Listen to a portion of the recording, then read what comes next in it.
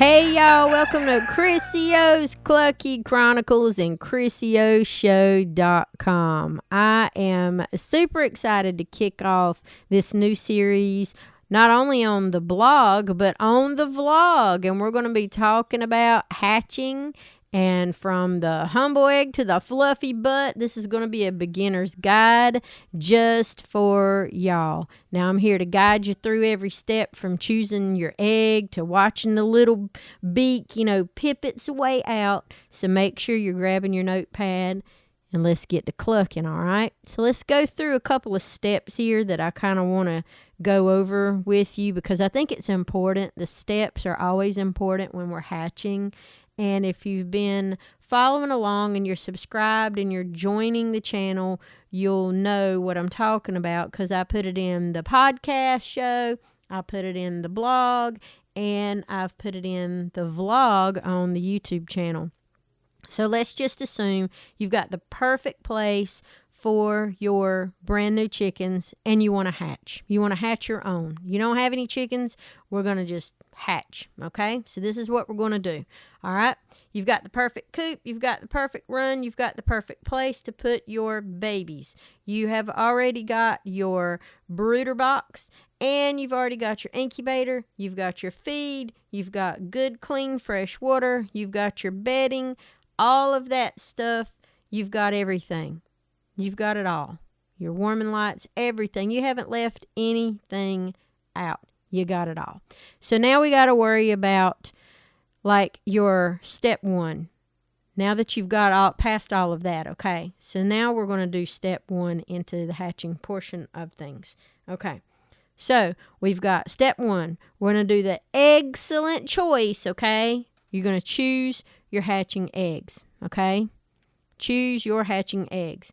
Now, you're either going to get local eggs from a local person who has hens, and they have to have a rooster, because remember, you have to have fertilized eggs, all right? So you can order them online from these reputable companies. I always try to say buy local, because for me, that's always been the way to go. So let's start with your fertilized eggs, all right? And I'll say this, and I'll keep saying this till the cows come home. Not all eggs are created equal when it comes to hatching, okay? You can't just grab any egg from the grocery store and expect a chick, all right? That's not going to happen for you. It's not happened for me, and we've done several experiments to show that. So here's what you need to look for, and here's what you need to ask. You got to make sure fertility, those eggs are fertilized. That's the big one, okay? You got to have eggs that's been fertilized by a rooster, okay? So if you're getting them from a farm and they only have hens and they don't have a rooster, you ain't getting nothing but, egg sandwiches and scrambled eggs and rotten eggs, okay? So you're going to need your source for fertilized eggs from a reputable breeder or farm, local, whatever. Ask them specifically, hey, do you have roosters? Are your hens getting jiggled? Ask if the eggs are guaranteed to be fertile. You cannot guarantee that if you buy 10 eggs are going to hatch. It doesn't work that way. Everybody's hatch rates are different. Even though you might get an egg that's fertilized, something can happen on the inside of that egg to make that egg not do anything. And it's not your fault. It's not my fault. It's nature. That's what happens. Now, you also want to make sure that your eggs are clean, because clean eggs are crucial. Avoid any eggs with cracks, excessive dirt, or poo, okay? Now, a little bit of dirt, it's okay. But too much, you're going to introduce a world of bacteria that's going to harm that developing embryo inside of that egg, okay?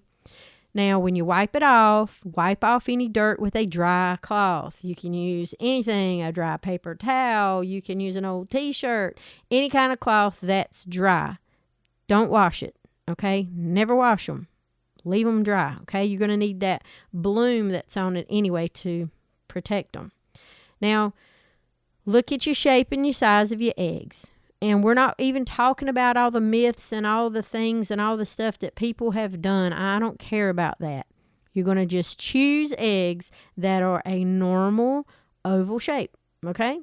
So the reason why we do this is because overly large eggs, really small eggs, or oddly shaped eggs, you can end up not hatching anything, or if they do hatch, the chicks could have some type of problem, developmental, they could be sick or whatever.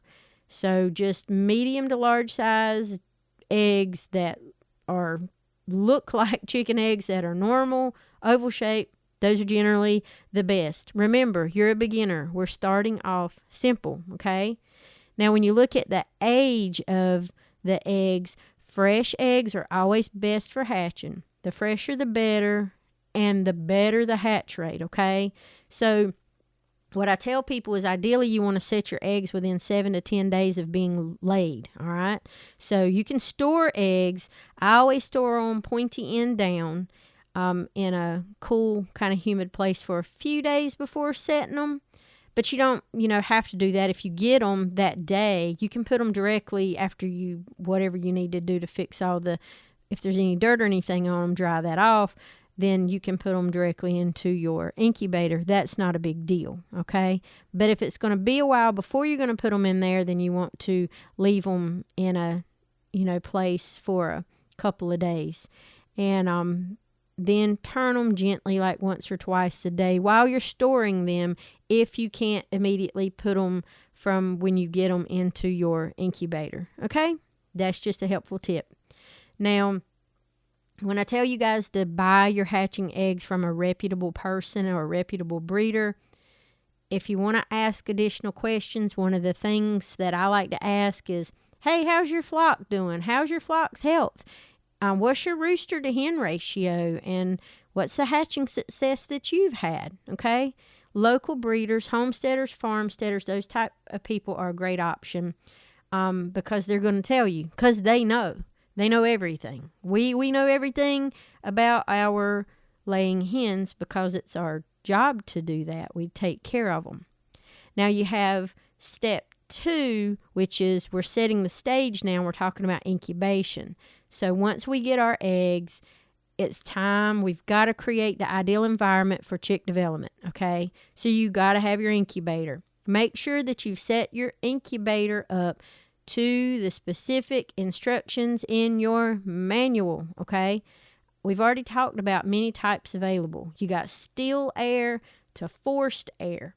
You got, for beginners, I think, especially for me when I was beginning a long time ago, you want to do like forced air incubators.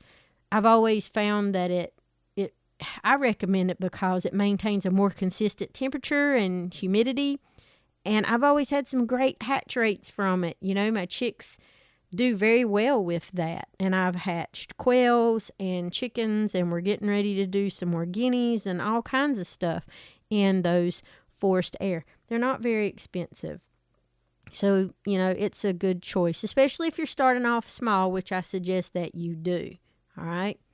6 to 8 hens is a great start for anybody, or chickens, whatever, because you're going to get roosters mixed in with there too. So in incubation, you got temperature. Now, some people will tell you that magic number is between 99.5 degrees Fahrenheit, I think 37.5 degrees Celsius. It's always been a magic number for me, so I'm going to keep saying that and maintain, your stable temperature as, absolutely possibly as you can because it's critical, all right? And make sure that your incubator has a good, reliable thermometer so you can monitor your temperature. And then if you have to adjust it, some people do, you can adjust it as needed. Read your manual. That's all you got to do. Read your manual. Don't get an incubator so ridiculously complicated that you can't work it. Simple is always best. Basic, simple, all right? Your humidity is essential, especially during the first 18 days of that incubation. So I try to do between 40 and 50% humidity, but I don't know the area that you live in. I'm in eastern North Carolina. If you live in the mountains or you live in other areas where your air around you is different and your environment's different, you may need to adjust for that. Again, read your manual, see what you got, going on, and do what you need to do. You're going to increase it anyway for the last 3 days. Now, if you get a beginner's forced air simple incubator, a lot of times you can program it because the majority of them are digital now. They'll automatically do it for you for the last 3 days of what we call the lockdown period, okay?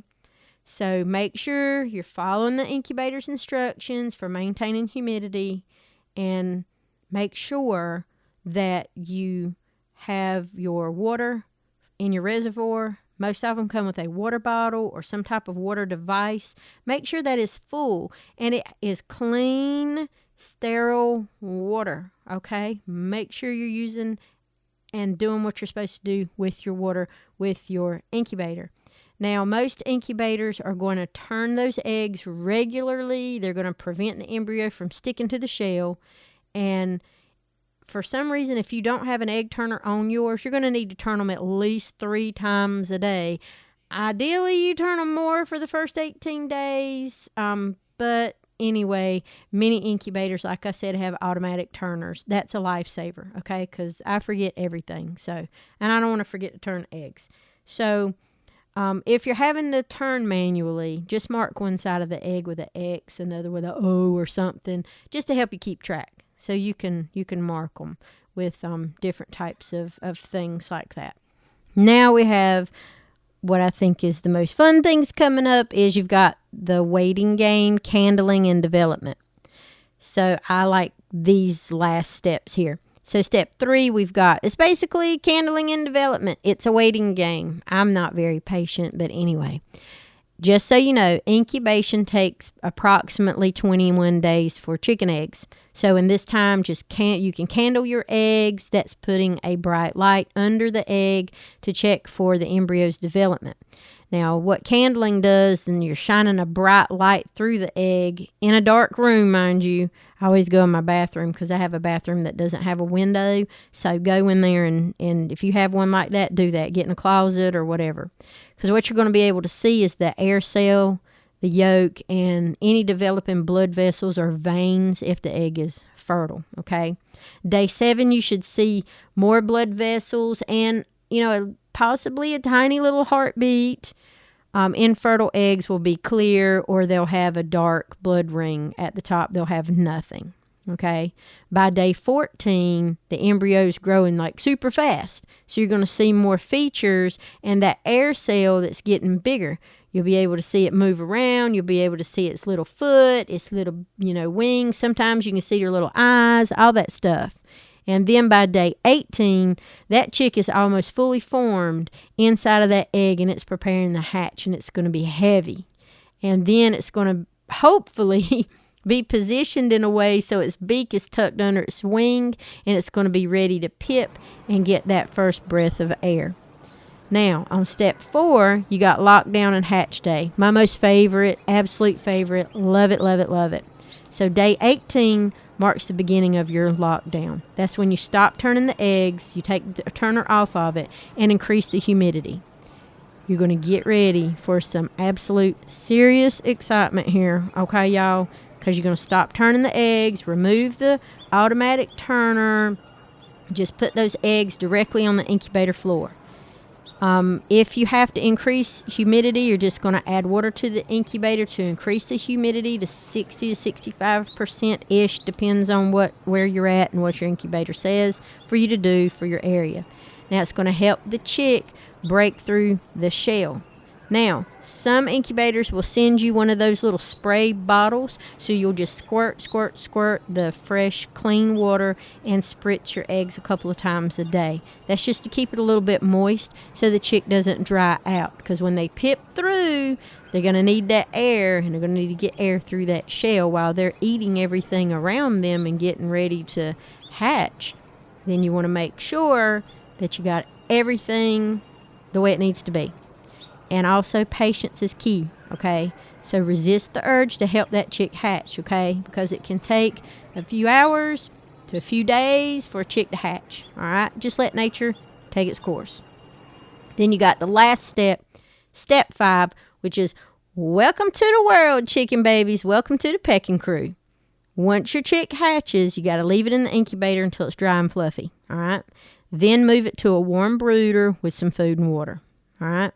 Now, hatching chicks, I think, is the most amazing thing that you can do.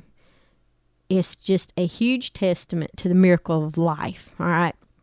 So you want to stay tuned to Clucky Chronicles, where I'm going to keep talking about this, and I'm going to keep encouraging you, and we're going to set this thing up, and we're going to get it all ready to rock and roll so you got some happy hatchlings. All right? So here's what I need you to do. I need you to join Crissio's Clucky Chronicles and subscribe to the YouTube channel. Head on over to the website at ChrissioShow.com. Sign up for the monthly newsletter. And you're going to be ready to rock and roll this thing. I'm telling you, okay? Don't forget, keep you a log of your incubation and all of your stuff that you have, and start getting your list ready to name your babies. That's the fabulous part. All right? So don't forget, March 3rd, we're going to start this thing. I can't wait to do this thing with y'all. It's making me so excited that we're going to go get some eggs, and we're going to put them in that incubator, and 21 days later, me and you are going to be brand new chicken mamas and chicken daddies. How about that? Thanks for watching. Thanks for subscribing.